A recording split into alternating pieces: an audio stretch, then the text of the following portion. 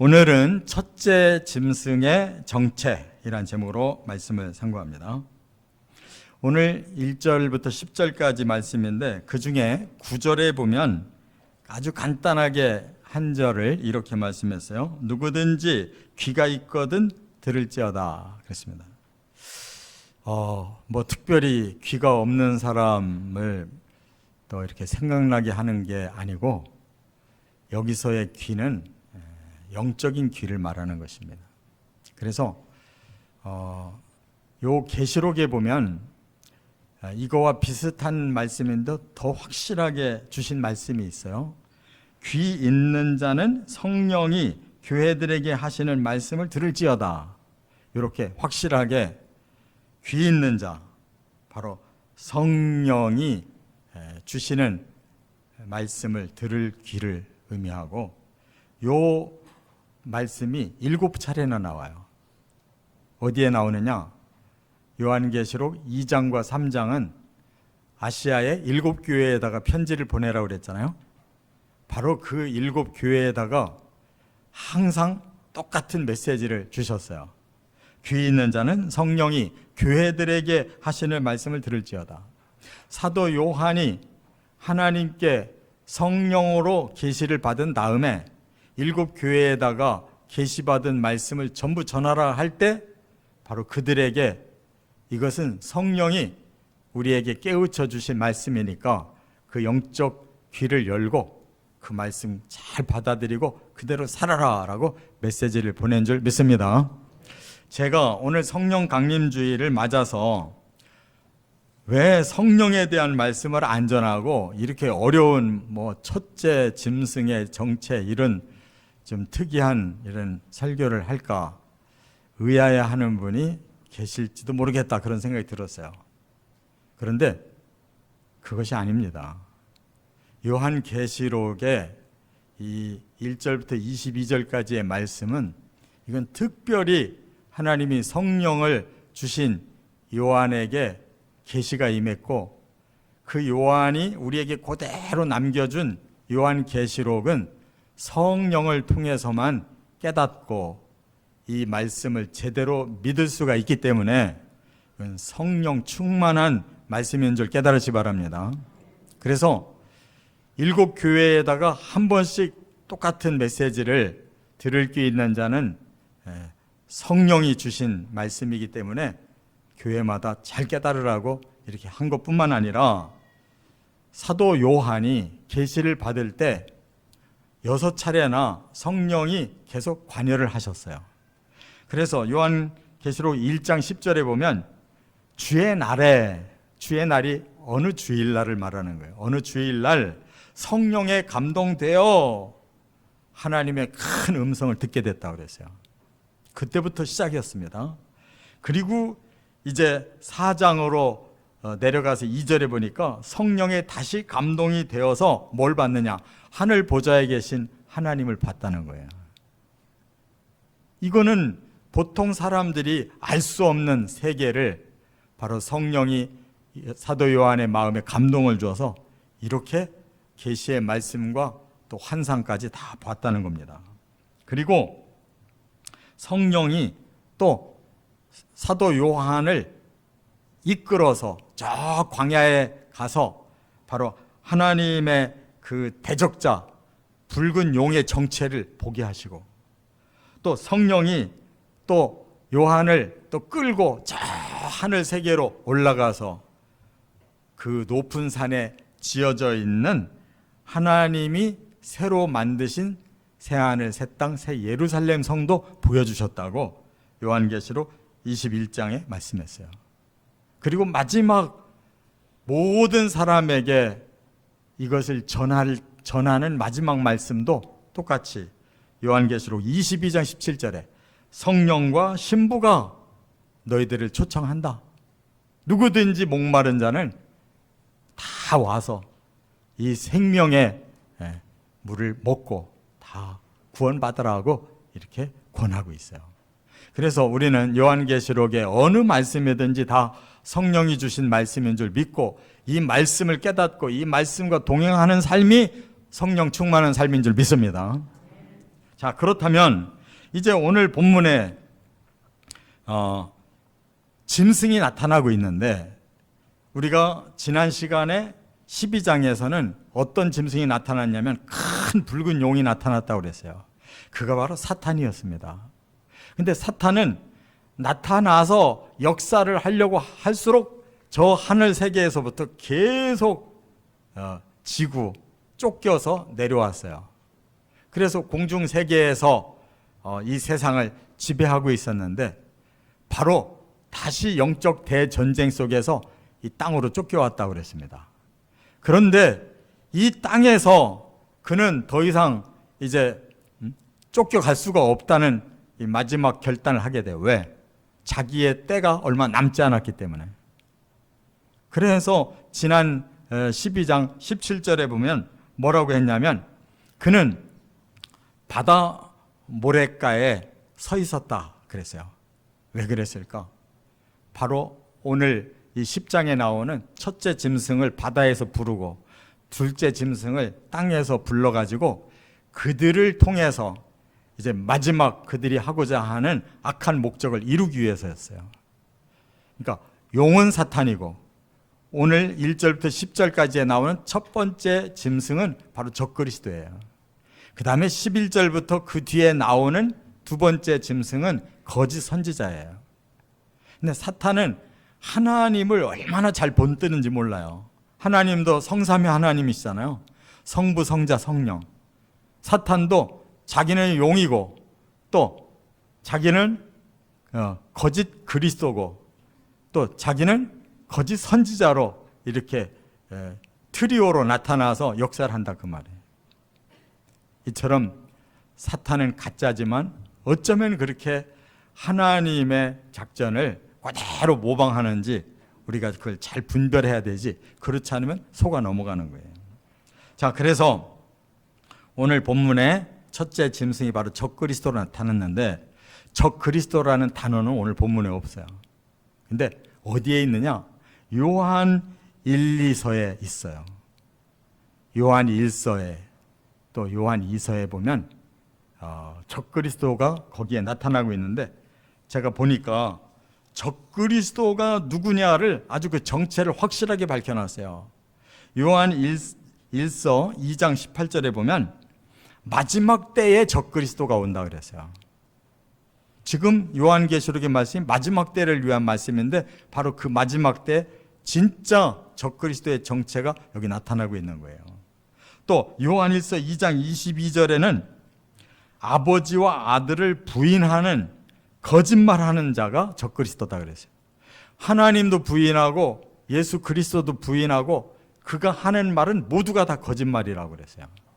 그 다음에 요한일서 4장 3절에는 예수를 시인하지 아니하는 영이 바로 적그리스도의 영이다 이렇게 말하고 있어요.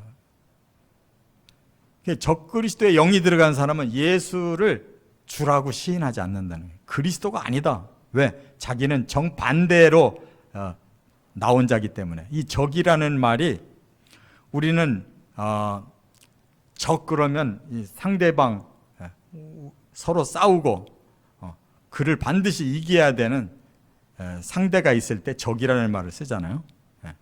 그런데 이 원어는 안티크리스토스라고 그래요.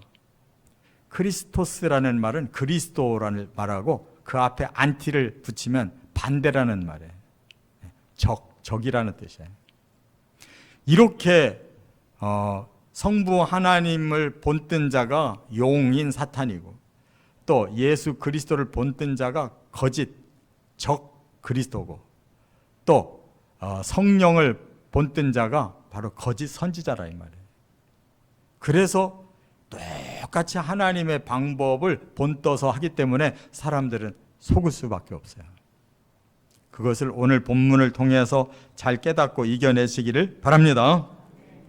자, 첫째로 1절과 2절에서는 용으로부터 큰 권세를 받았다 이렇게 말하고 있어요. 한번 1절 같이 읽겠습니다. 내가 보니 바다에서 한 짐승이 나오는데 뿔이 10이요 머리가 7이라. 그 뿔에는 10 왕관이 있고 그 머리들에는 신성 모독하는 이름들이 있더라. 네. 아니 용을 설명하는데 그 용 자체도 우리가 상당히 말하기가 그렇게 확실하지 않은 존재거든요. 이 용이라는 건 상징적인 사람들이 상상하는 그러한 짐승입니다. 그런데도 이상하게 전 세계적으로 고대로부터 용이 있어요. 그래서 항상 그 용이라는 존재를 그렇게 막 무서우면서도 뭔가 또 대단한 그런 존재처럼 이렇게 그려놓고 그런 많은 신화가 있어요. 우리나라뿐만 아니라 저 중국도 많고 뭐 이 동남아시아 쪽으로 가면은 얼마나 용이 많이 있는지 몰라요. 근데 바로 예수님이 태어나신 그 중동 지역에도 그 용이 있어요. 서양에도 용이 있고, 그러니까 온 세계에 용이 없는 곳이 없습니다. 많은 신화와 전설이 있어요. 실제로 하나님께서 만든 그러한 이 사탄은 처음부터 사탄이 아니고, 그렇게 하나님 가장 가까이에서 하나님이 사랑하고 존중해 준 천사장이 교만해지고 부패하다 보니까 그렇게 하나님을 대적하는 자가 되었기 때문에 이 세상에 어떤 짐승보다도 더 탁월한 짐승으로 이렇게 상상력을 하게끔 성경은 용이라고 표시를 해주고 있다 그 말이에요. 그런데 그 용이 바로 바다에서 한 존재를 불러냈다고 그랬어요. 그런데 그가 얼마나 또 대단한가 하면 뿔이 10이고 머리가 7이고 뿔은 10 왕관을 다 썼다는 거예요. 그러니까 우리가 겉모습을 볼 때 거기서 느끼는 건 뭐냐? 대단한 권세가 있구나. 또 뭔가 특별한 그런 능력을 가지고 있구나라는 것을 우리가 느낄 수 있도록 이렇게 표현을 한 거예요. 만약 이걸 사실 그대로 이렇게 만들어진 존재가 뭐 와가지고 뭐 사람들한테 연설을 하고 뭐 끌어들이려고 그러면 겁나서 어떻게 가겠어요? 이거는 상징적인 그러한 이미지를 보여주는 것이다 그 말이에요. 그렇기 때문에 바로 사탄이 보내는 적그리스도는 엄청난 권세를 가지고 있다는 거, 그에게는 탁월한 능력이 나오고 있다는 거, 거기에 의해 사람들이 점점 그 앞에 압도를 당하게 된다는 그런 뜻이에요. 그런데 이것이 또 좀 구체적인 내용으로 보면 바로 다니엘서에 그렇게 미리 말씀을 주셨어요. 거기를 읽어보면 각 나라의 역사 속에서 바로 악한 사탄이 어떻게 하나님의 일을 방해하고자 이 세상의 역사에 나타나서 이렇게 점점 적그리스도가 세력을 얻어서 이 세상을 망하게 만드는가를 다니엘서에 다니엘에게 계시를 주셨어요. 그렇기 때문에 우리가 시간이 많으면 제가 뭐 여기서 연설을 하는 그런 강단이라면은 뭐 1시간, 2시간 뭐 다니엘서고 뭐 예수님의 그 종말 말씀이든 뭐 여러 군데를 모아서 쭉 설명을 하면 좋겠지만 지금은 설교 시간이기 때문에 그렇게 할 수가 없는 게 안타까운데, 다니엘서나 예수님도 24장의 종말의 징조를 말씀하다가 다니엘이 말한 바 하면서 가증한 자가 거룩한 곳에 선 것을 보거든 너희는 이미 적그리스도가 왔다는 사실을 깨닫고 대비하라고 그렇게 말씀한 곳도 있거든요.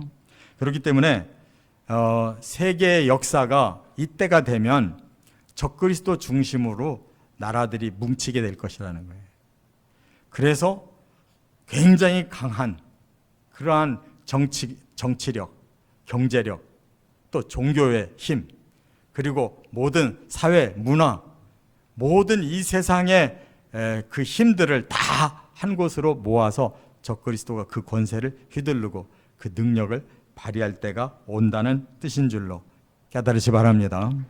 또 하나, 2절에는 그 능력을 어떻게 사용하는가 하는 본질을 여기서 말씀하고 있는데, 내가 본 짐승은 표범과 비슷하고 그 발은 곰의 발 같고 그 입은 사자의 입 같은데 용이 자기의 능력과 보좌와 큰 권세를 그에게 주었더라 그랬어요. 이 말은 또 뭐냐? 왜 갑자기 야수들의 그 모습이 나타나느냐? 그 얼굴 모습이 표범 같더래요. 그 발이 곰의 발바닥 같더래요. 또 그 입을 보니까 사자의 입 같더라는 게, 이건 뭘 말하느냐? 아주 포악한 짐승의 가장 그 살벌한 특기를 보여주는 거예요. 그러니까 사탄이 그 적그리스도에게 준 능력은 결국 하나님처럼 의롭고 거룩하고 선한 일에 놀라운 권능을 행하게 하는 게 아니고 정반대로 아주 불의하고 아주 악하고 아주 부정한 짓을 하는 데에 표범처럼 곰처럼 사자처럼 그렇게 무섭게 악을 행한다는 뜻이에요. 그렇기 때문에 사람들도 이 세상도 다 멸망을 당할 수밖에 없는 그런 강력한 존재로 왔다는 사실을 깨달으시 바랍니다.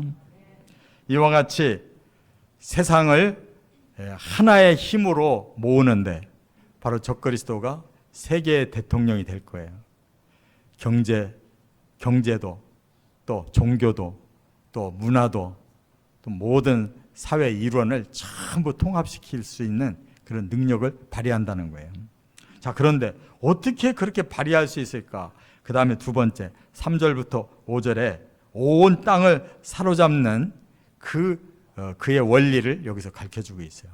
온 땅을 다 사로잡는다는 거예요. 자, 3절 같이 읽겠습니다. 그의 머리 하나가 상하여 죽게 된 것 같더니 그 죽게 되었던 상처가 나음에 온 땅이 놀랍게 여겨 짐승을 따르고. 네. 하나의 이벤트가 일어납니다. 그가 죽게 되었다는 거예요. 그런데 다시 살아났대요. 마치 예수님을 그대로 본뜨고 있는 거예요. 예수님이 이스라엘의 모든 백성들이 저분이 메시아가 아닐까 이렇게 생각하고 기대를 했는데 십자가에 그냥 돌아가셨어요. 그런데 3일 만에 다시 부활했대요. 그랬더니 그 시대에 이스라엘의 지도자들도 백성들도 아무도 안 믿어요. 어떻게 그런 일이 있어? 그런데 적그리스도는 실제로 사람들 앞에서 그런 죽음과 같은 상황을 경험했다가 다시 살아나서 오히려 더 강력한 능력을 실제로 발휘하니까 바로 예수님을 그대로 본땄는데 예수님은 그렇게 다시 드러나시지 않고 하늘로 가셨지만 이 적그리스도는 그것을 온 세상 사람들에게 보여주면서 권력을 끌어안는 기회가 되더라 그 말이에요. 이것이 바로 사탄의 방법입니다. 사탄은 항상 퍼포먼스로 사람들을 속이는 거예요. 그래서 여기 4절에 보니까 이렇게 말을 했어요. 용이 짐승에게 권세를 주므로 용에게 경배하며 짐승에게 경배하여 누가 이 짐승과 같으냐? 누가 능히 이와 더불어 싸우려 하더라 그래요. 이 말은 아예 그냥 이 세계의 정치인들이 다 그를 훌륭한 탁월한 정치인으로 인정하고 경제인들도 그를 탁월한 경제 전문가로 인정하고 종교인들도 그보다 더 훌륭한 종교 지도자가 없다라고 인정하고 이렇게 세계의 사람들이 전부 그를 추앙하는 이러한 능력이 그에게서 나오더라는 거예요. 그러나 그건 진정한 능력이 아닙니다. 사탄은 목적이 뭐냐? 하나님을 방해하고 하나님이 가장 사랑하는 사람들 그리고 그 사람들을 위해서 하나님이 주신 이 세계를 파괴하는 것이 사탄의 목적이에요. 그렇기 때문에 악하고 강력한 이러한 방법으로 세상을 멸하기 위해 잠깐 이 세상에 그런 퍼포먼스로 자신을 드러낸다는 거예요. 그런데 누가 왜 그 사람에게 그렇게 속을 수가 있겠는가? 그것은 사탄의 방법은 항상 미혹으로 시작하기 때문에 그렇습니다. 예수님도 그 사탄에게 시험을 처음에 받을 때 무서운 시험 받은 거 아닙니다. 이 배가 고프니까 이 돌 가지고 떡 만들어 먹으면 네가 메시아라는 거 다 금방 증명하지 않냐. 저 성전 꼭대기에서 한 번만 떨어질 때 천사들이 그냥 불이 나게 와서 받들어만 준다면 너는 당장 메셔야 되지 않냐. 나한테 한 번만 절하면 천하 만국을 다 너에게 권세를 줄 테니까 해봐라. 이렇게 달콤한 미혹으로 예수님 넘어뜨리려고 그랬잖아요. 그때 예수님은 사탄아 물러가라. 하나님은 그렇게 하지 않으신다. 하나님의 진리를 알기 때문에 거절하셨잖아요. 근데 세상 사람들은 그런 거 준다면은 그냥 덥석덥석 다 받아 먹는단 말이에요. 그래? 뭐 수고 안 하고 그냥 높아지고, 수고 안 하고 그냥 막 거저 먹고, 뭐 우리가 할 수 있는 명예 더 누리고 그러면 얼마나 좋냐. 이렇게 사탄은 의와 불의를 섞고, 그리고 선과 악을 섞고, 거룩과 부정을 섞어서 너희들에게 좋게만 해준다는 거예요. 사람의 욕망이 다 두 가지가 다 있으니까. 의로우면서도 불의하고, 요걸 섞어서 네가 원하는 대로, 선과 악을 섞어서 네가 원하는 대로, 그러면 다 넘어가게 된다 그 말이에요. 지금 정권을 그렇게 갖고자 하는 정치인들이 바로 그 두 가지를 다 함께 얻고 싶어 하지.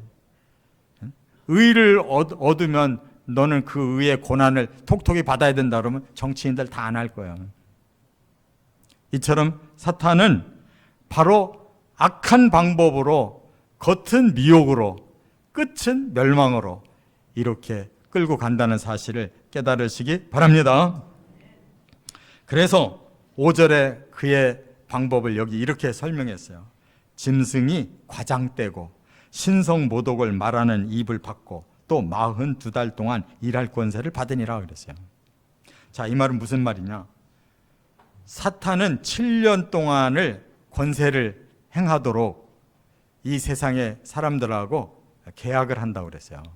그런데 3년 반 동안은 계속 미혹을 해요. 그래서 여기 과장하고 그랬죠. 과장한대요.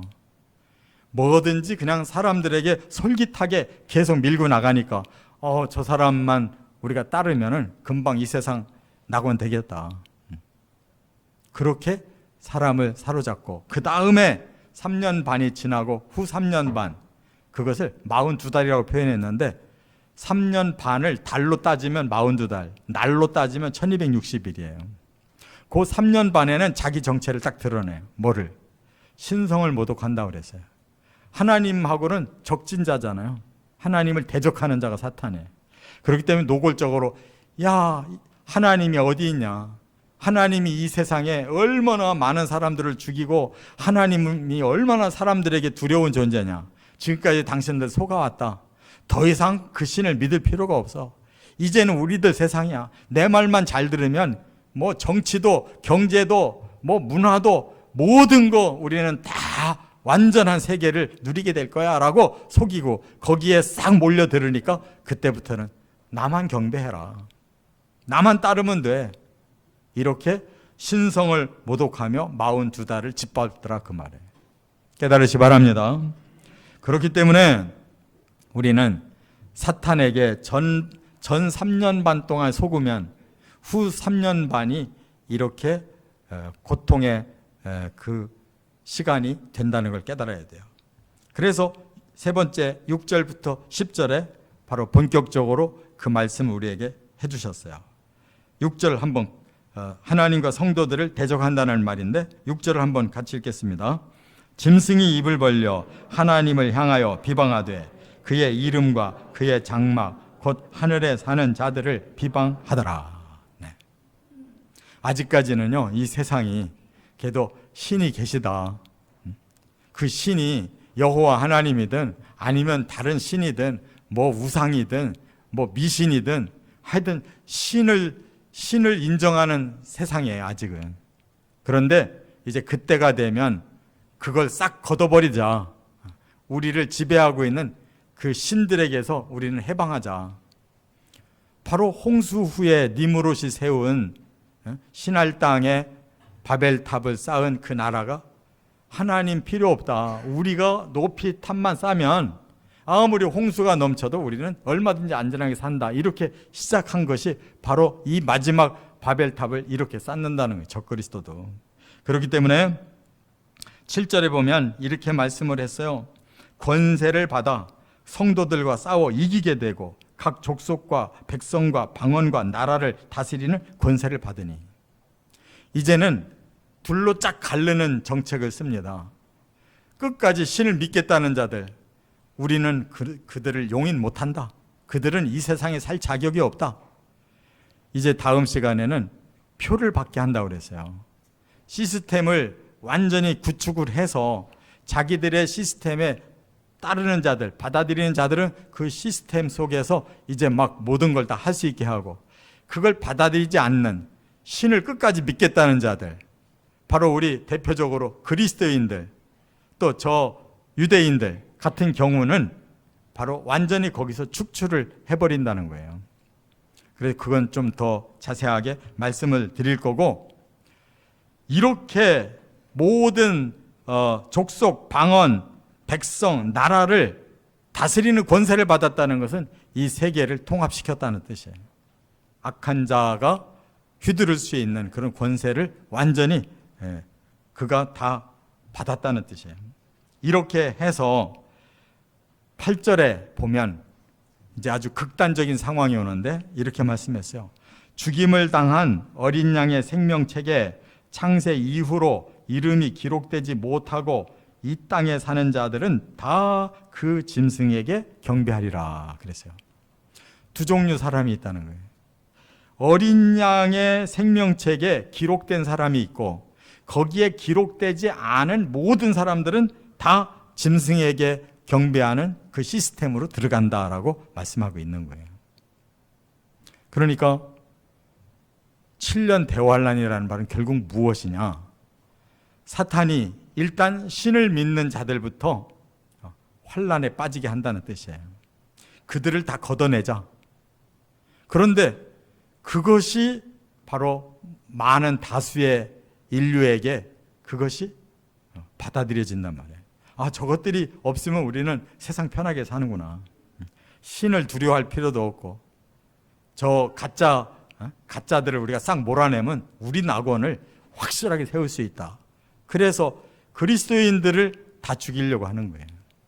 그런데 진짜로 거기서 죽임을 당하는 순교자들은 바로 하나님께 영원한 생명을 누릴 수 있는 생명책에 등록된 자들이라는 거예요. 그런데 교회 열심히 다녔었는데 그때 가니까 싹 돌아선 자들이 있어요. 그들은 생명책에 기록이 안 된 자들이에요. 그들의 믿음이 하나님 앞에 인정을 못 받고 가짜 신앙생활 했던 자들이라는 게 드러나 버린 거예요. 그들은 아예 노골적으로 우리는 저 적그리스도를 우리의 대통령으로 믿고 우리는 이때부터는 이렇게 다르게 살기로 했다라고 결정한 자들이라는 거예요. 그들은 전부 적그리스도에게 경배하더라는 거예요. 깨달아야 될 줄 믿습니다. 그래서 이 마지막 때에는 가짜 믿음은 다 거덜나는 거예요. 다 배교하는 것이다 그 말이에요. 그리고 진짜 믿었는데 그 적그리스도의 세계까지 들어간 사람은 어떻게 할 것이냐? 나는 천국의 생명록이 있기 때문에 나는 이 땅에 단연히 죽임을 당한다 할지라도 나는 예수의 보혈로 구원을 받아야 되겠다라고 순교를 당하더라 그 말이에요. 할렐루야. 이 순교는 개죽음이 아니에요. 바로 그것을 극복해야만 영원한 하나님의 나라에 살 수 있기 때문에 둘 중에 하나를 택하는데 이 땅의 목숨을 버리고 하늘의 영원한 생명을 택하는 거예요. 그러면 바로 부활할 것입니다. 믿으시기 바랍니다. 그래서 10절에 이렇게 말씀한 거예요. 사로잡힐 자는 사로잡혀 갈 것이요 칼에 죽을 자는 마땅히 칼에 죽을 것이니 성도들의 인내와 믿음이 여기 있느니라. 이 말은 뭐냐?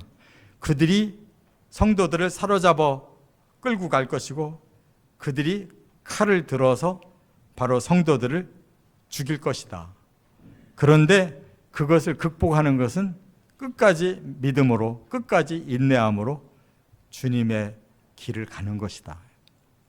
예수님도 십자가를 지시고 다시 살아난 것처럼 우리도 그 마지막 십자가를 지고 다시 살아나서 영생을 누리게 된다는 말씀인 줄 깨달으시 바랍니다.